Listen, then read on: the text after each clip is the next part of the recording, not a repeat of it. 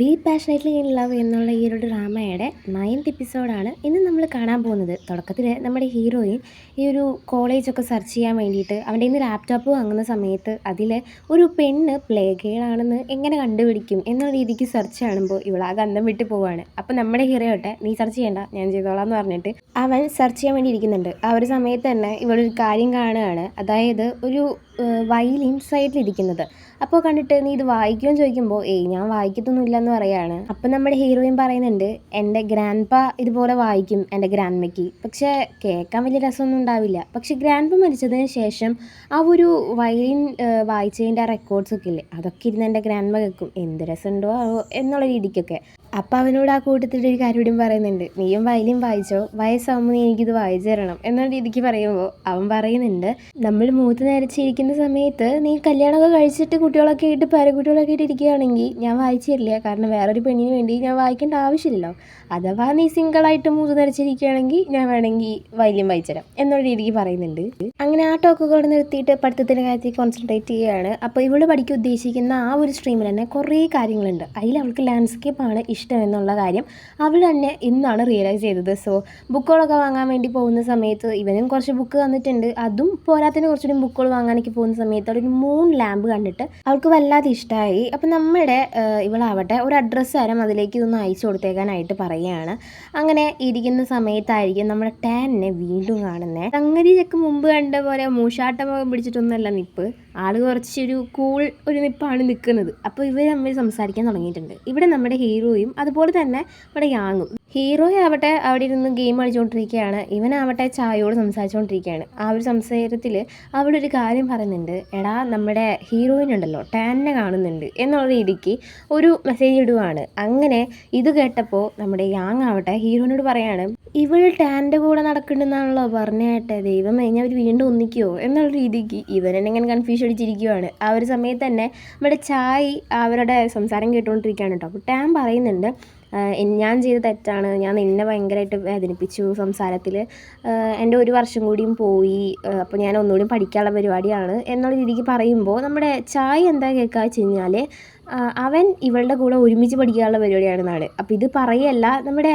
Yang പറയുന്നുണ്ട്, എടാ നീ പറഞ്ഞില്ലേ അവളുടെ കൂടെ വല്ല ആൾക്കാരും നടക്കുന്നുണ്ടെങ്കിൽ എന്നോട് പറഞ്ഞോളൂ എന്ന്, ടാനിന് ഭാഗ്യമുണ്ടെങ്കിൽ അത് അവനെങ്ങായിട്ട് വരും എന്നുള്ള രീതിക്ക് പറയുമ്പോൾ ഇവന് വല്ലാതെ ദേഷ്യമാവുന്നുണ്ട്.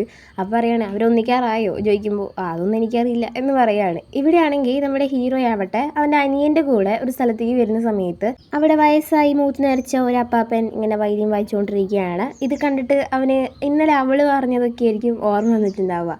സോ അവനാവട്ടെ ഫോട്ടോസൊക്കെ എടുത്തിട്ട് ഈ അപ്ലോഡ് ചെയ്യുന്നുണ്ട് കേട്ടോ സ്റ്റോറി ആയിട്ട്. ഇവിടെ നമ്മുടെ ഹീറോയിലാവട്ടെ ഹീറോയ്ക്ക് കുറേ നേരമായി മെസ്സേജ് ചെയ്തുകൊണ്ടിരിക്കുന്നു, ഒരു റിപ്ലൈയും ഇല്ല. ഏത് ബുക്കാണ് നോക്കണ്ടേ, എങ്ങനത്തെ ബുക്കാണ് നോക്കണ്ടേ എന്നുള്ള രീതിക്കൊക്കെ മെസ്സേജ് ചെയ്യുമ്പോൾ ഇവനിതൊന്നും കാണുന്നില്ല.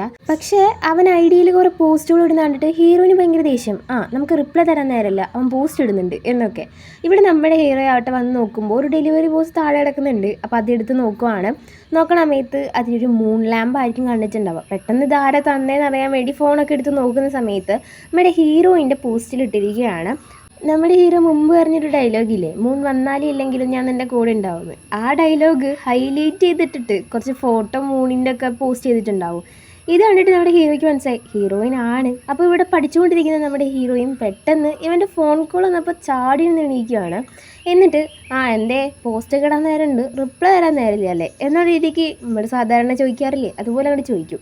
നമ്മുടെ ഹീറോ പറയുന്നുണ്ട്, നീ അതുമാത്രം ഇങ്ങനെ ശ്രദ്ധിച്ചു നിന്നാൽ മതി, ഞാൻ ഇട്ട പോസ്റ്റ് ശ്രദ്ധിച്ച എവിടെന്ന് അതൊന്നും നോക്കാൻ നേരമില്ല, എന്നെ കുറ്റം പറയാൻ നല്ല നേരാ എന്നുള്ള രീതിക്കൊക്കെ നമ്മുടെ ഹീറോയിനോട് പറയുന്നുണ്ട്.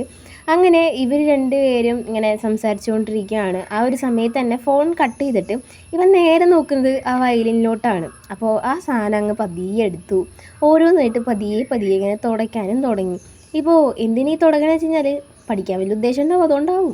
അങ്ങനെ പിറ്റേ ദിവസം കാണിക്കുകയാണ് നമ്മുടെ ഹീറോയിൻ പുതിയൊരു കോളേജിലേക്ക് പോകാൻ വേണ്ടിയിട്ട് ഇൻ്റർവ്യൂ പോലത്തൊരു സംഗതി ഉണ്ട്. അപ്പോൾ അതിന് വന്നിരിക്കുകയാണ്. അവിടെ വന്നിരിക്കുന്നത് മുഴുവനും നമ്മുടെ ഹീറോൻ്റെ ഒരു കോളേജില്ലേ അതിലത്തെ കുട്ടികളാണ്.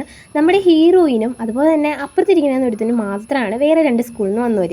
അപ്പോൾ ഇവൻക്കാണെങ്കിൽ പേടിയായിട്ട് അവൾ ഇരിക്കുന്ന കസേര ഇട്ടിട്ട് ഇങ്ങനെ ഇളക്കിക്കൊണ്ടിരിക്കുകയാണ്. അപ്പോൾ നമ്മുടെ ഹീറോയിൻ പറയുകയാണ്, നീ ഇളക്കി എൻ്റെ തലയിലെ ഹെയർ പിന്നോടെ കടർന്നു പോയി എന്നൊക്കെ പറയുമ്പോൾ ഇവനും സോറിയൊക്കെ പറയുന്നുണ്ട്.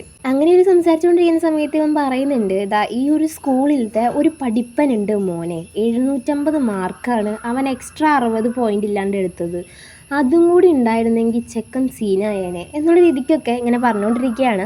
750 മാർക്ക് വാങ്ങിച്ച അത്രയും വലിയ പഠിപ്പൻ ആരാടാ എന്നുള്ള രീതിക്ക് നമ്മുടെ ഹീറോയിൻ ആവട്ടെ ആകെ കിളി പോയ അവസ്ഥയിൽ മുന്നാണ്ട് കുത്തിയിരിക്കുകയാണ്. അങ്ങനെ ഇവർ പറഞ്ഞ ആ ഒരു ഇൻ്റർവ്യൂ ഒക്കെ തുടങ്ങി. അതിനിടയിൽ ഇവനാണ്, അതായത് ഇവിടെ ഒരു കണ്ണാട വെച്ച് ഒരുത്തനും കൂടി ഉണ്ട്, അവനാണ് ആ ഒരു സ്കൂളിലെ ടോപ്പ്. അത് മാത്രമല്ല ഇവരുടെ ആ ഒരു ലിസ്റ്റില്ലേ, ആ ലിസ്റ്റിൽ ഫസ്റ്റ് കിടക്കുന്നവനും ഇവൻ തന്നെയാണ്.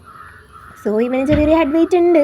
എങ്കിലും അവൻ പറയുന്നത് മുഴുവനും ആ 750 മാർക്ക് വാങ്ങിച്ച ജീനിയസിനെ പറ്റിയിട്ടാണ്.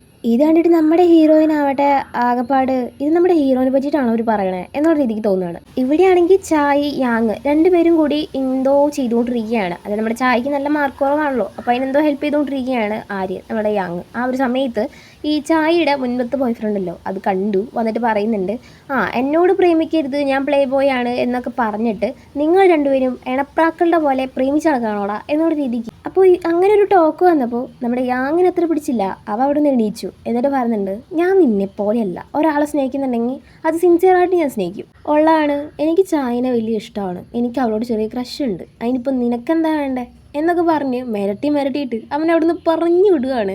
ഇവിടെ നമ്മുടെ ഈ ചായ പറയുന്നുണ്ട്, എൻ്റെ ആക്ടിങ് സ്കില്ലൊക്കെ പൊളിച്ചട്രാ എന്ന് പറയുമ്പോൾ അവൻ പറയുന്നുണ്ട്, ഞാൻ അതിന് ആക്ട് ചെയ്യണേ, ഞാൻ ഉള്ളതല്ലോ പറഞ്ഞേ എന്ന് പറയുമ്പോൾ അവൾക്കും ഒരു മാതിരി ആവുന്നുണ്ട്. അപ്പോൾ എന്നോട് ശരിക്കും ക്രഷ് ഉണ്ട്. അപ്പം പറഞ്ഞു, എനിക്കിഷ്ടമാണ് നിന്നെ എന്നുള്ള രീതിക്ക് അവനും പറയുന്നുണ്ട്. ഇവൾക്ക് വല്ലാത്തൊരു സന്തോഷം കേട്ടോ. അങ്ങനെ ഇവർ രണ്ടുപേരും വീണ്ടും അവർ ചെയ്തുകൊണ്ടിരുന്ന ആ വർക്കിന് തന്നെ കോൺസെൻട്രേറ്റ് ചെയ്തുകൊണ്ടിരിക്കുകയാണ്. ഇവിടെ നമ്മുടെ ഹീറോയിൻ്റെ ആ ഒരു ഇൻ്റർവ്യൂ ഒക്കെ കഴിഞ്ഞ് വന്ന സമയത്ത് ഈ കണ്ണാട പഠിച്ച പഠിപ്പുണ്ടല്ലോ അവൻ എണീച്ചിരിക്കുവാണ്.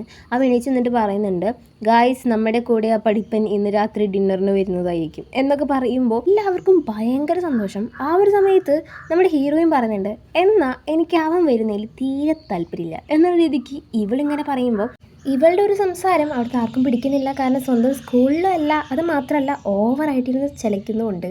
ഇവിടെ നമ്മുടെ ഹീറോയിനെ എല്ലാവരും കൂടെ അവഗണിച്ചുകൊണ്ടിരിക്കുകയാണ്. പക്ഷെ ആ ഒരു ചെക്കനുണ്ടല്ലോ, അതായത് നേരത്തെ കസാലിട്ട് ഇളക്കിയിട്ട് പേടിപ്പിച്ചത്, ഇവൻ തന്നെയാണ് നമ്മുടെ ഹീറോയിനോട് സംസാരിക്കാനായിട്ടൊരു കൂട്ടമുള്ളത്. ആർക്കും ഇവരെ രണ്ടെണ്ണത്തിനും വേണ്ട. ആ ഒരു സമയത്ത് ഒരു ഡ്രിങ്ക്സ് നമ്മുടെ ഹീറോ എടുത്ത് കൊടുക്കുന്നുണ്ട്. ഇത് കണ്ടിട്ട് നമ്മുടെ ഹീറോയിൻ വല്ലാത്ത ദേഷ്യത്തിൽ ഇവനെ തുറപ്പിച്ചിട്ട് നോക്കുകയാണ്. കാരണം ഇവർ പറഞ്ഞ പഠിപ്പൻ ഇവനാണ്. നമ്മുടെ ഹീറോയിനോട് മാർക്കൊക്കെ അവൻ കള്ളം പറഞ്ഞതാണ്, 750 മാർക്ക് ചെക്കനുണ്ട്. അപ്പോൾ നമ്മുടെ ഹീറോയിന് വല്ലാണ്ട് വിഷമാവുന്നുണ്ട്. കാരണം അവൻ ഒന്നും പറഞ്ഞില്ലല്ലോ. സോ ഭയങ്കര വിഷമമായി. അങ്ങനെ ഇരിക്കുന്ന സമയത്ത് ഇവനവിടെ ഇങ്ങനെ എന്താ പറയുക ഡ്രിങ്ക്സൊക്കെ അടിച്ച് ഭയങ്കര ഹാപ്പി ആയിട്ട് ഇങ്ങനെ കളിച്ചുകൊണ്ടിരിക്കുന്ന സമയത്ത് നമ്മുടെ ഹീറോയിൻ അവിടെ നിന്ന് എണീച്ച് പോവുകയാണ്. എണീച്ച് പോയിട്ട് ഭയങ്കര വിഷമമായിട്ട് കരയാൻ സ്റ്റാർട്ട് ചെയ്തു. ഇല്ല. അങ്ങനെ ഒരു വന്തിക്ക് എല്ലാം കൂടി ആലോചിച്ചിരുന്ന് വല്ലാണ്ട് വിഷമിച്ചുകൊണ്ടിരിക്കുകയാണ്. അങ്ങനെ അതിന് ശേഷം മുഖമൊക്കെ കഴുകി അവൾ വീണ്ടും അവരുടെ മുമ്പിൽ വന്നിരിക്കുന്ന സമയത്ത് ഈ ടേബിളിന് അറ്റത്താണ് അവൾ പോയിരിക്കുന്നത്. നമ്മുടെ ഹീറോ ആവട്ടെ ആ അറ്റത്തും. അപ്പം നമ്മുടെ ഹീറോ പറയുന്നുണ്ട്, വായോ എൻ്റെ അടുത്ത് വന്നിരിക്കുക എന്ന് പറഞ്ഞ് അങ്ങനെ എന്താ പറയുക ആക്ഷൻ കാണിക്കുമ്പോൾ ഇവൾ പറഞ്ഞിട്ട് ഞാൻ വരില്ലെന്ന്. നേരെ ഫോൺ എടുത്തിട്ട് അവൻ പറയുന്നുണ്ട്, നീ വന്നില്ലെങ്കിൽ, അതായത് ഞാൻ 10 വരെ എണ്ണും, നീ വന്നില്ലെങ്കിൽ ഞാൻ അങ്ങോട്ട് വരും എന്നൊക്കെ പറഞ്ഞുകൊണ്ടിരിക്കുകയാണ്. ആ ഒരു സമയത്ത് അത് ഫുള്ള് എണ്ണി കഴിഞ്ഞ സമയത്താവട്ടെ നമ്മുടെ ഈ ചക്കൻ വന്നിരുന്നു. അതായത് നമ്മുടെ ഹീറോയിനോട് ഇത്ര നേരം സംസാരിച്ച ചക്കല്ലേ, അവൻ വന്നോടെ ഇരുന്ന് അവളോട് സംസാരം തുടങ്ങി. അങ്ങനെ അത് കഴിഞ്ഞിട്ട് നമ്മുടെ ഹീറോയും ബാക്കി എല്ലാവരും കൂടി ഡിന്നറിന് ഇങ്ങനെ ഇരിക്കുന്ന സമയത്ത് ഹീറോയിൻ്റെ അടുത്ത് പോയിരിക്കുമ്പോൾ അവനെ ഇവിടെ അവോയ്ഡ് ചെയ്തിട്ട് നേരെ നേരത്തെ സംസാരിക്കുന്ന ചെക്കനല്ലോ അവൻ്റെ അടുത്ത് പോയിരുന്ന് സംസാരിച്ചുകൊണ്ടിരിക്കുകയാണ്. ഇതൊന്നും അവന് സഹിക്കണില്ല, വല്ലാണ്ട് വിഷമാവുന്നുണ്ട്. നമ്മുടെ ഹീറോയിൻ്റെ അടുത്ത് എത്ര വന്ന് നോക്കിയിരുന്നാലും നടക്കണില്ല. അങ്ങനെ നമ്മുടെ പഠിപ്പനുണ്ടല്ലോ ഒരു കണ്ണാട വെച്ചവൻ, അവൻ എന്ത് ചെയ്തു, നമ്മുടെ ഹീറോയിൻ്റെ കൂടെ ഇരിക്കുന്ന ആ ചെക്കനോട് ഞാനൊരു സാധനം പറഞ്ഞുതരാം, നീ എൻ്റെ കൂടെ വാ എന്ന് പറഞ്ഞിട്ട് അതിനെ വിളിച്ചുകൊണ്ട് പോകും. നമ്മുടെ ഹീറോ ആവട്ടെ അവളോട് എന്തോ സംസാരിക്കാൻ വേണ്ടി നിൽക്കുമ്പോഴേക്കും അവൾ അവിടെ നിന്ന് എണീച്ച് പോകും കേട്ടോ. അങ്ങനെ പോണ സമയത്ത് ഇവരിങ്ങനെ നടന്നുകൊണ്ടിരിക്കുകയാണ്.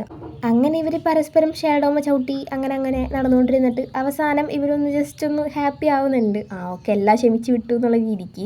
കുറച്ച് കഴിഞ്ഞാൽ ഫയർ വർക്ക്സ് കാണാനായിട്ട് നമുക്ക് പോകാമെന്ന് നമ്മുടെ ഹീറോ പറയുമ്പോൾ ഇവിടെ വരില്ലെന്ന് പറയുമ്പോൾ അവൻ പറയുന്നുണ്ട്, നീ ഇന്ന് വന്നേ പറ്റൂ എന്നുള്ള രീതിക്കൊക്കെ പറയുകയാണ്. അങ്ങനെ ഈ ഒരു എപ്പിസോഡ് ഇവിടെ തീരുവാണ്. ഈ വീഡിയോ കാണുന്ന എല്ലാവർക്കും സോറി. 2 കാര്യത്തിനാണ് ഞാൻ സോറി പറയുന്നത്. ഒന്നാമത്തത് ഈ വീഡിയോ ഭയങ്കരമായിട്ട് ലേറ്റായി. പിന്നെ രണ്ടാമത്തത് ഈ വീഡിയോ എടുക്കുന്ന സമയത്ത് ബാക്ക്ഗ്രൗണ്ടിൽ നല്ല വോയിസ് ഉണ്ട്. അതിന് സോറി. അതുമാത്രമല്ല നമ്മുടെ ചാനലിൽ ഇതേ ഹീറോയിൻ്റെ തന്നെ ഒരു ഡ്രാമ നടക്കുന്നുണ്ട്. നല്ല വൈബ് ഡ്രാമയാണ്. കാണാൻ ഇഷ്ടമുള്ളവരാണെങ്കിൽ ഒന്ന് പോയി കണ്ടു നോക്കാം കേട്ടോ, ഇഷ്ടപ്പെടും. ഓക്കെ.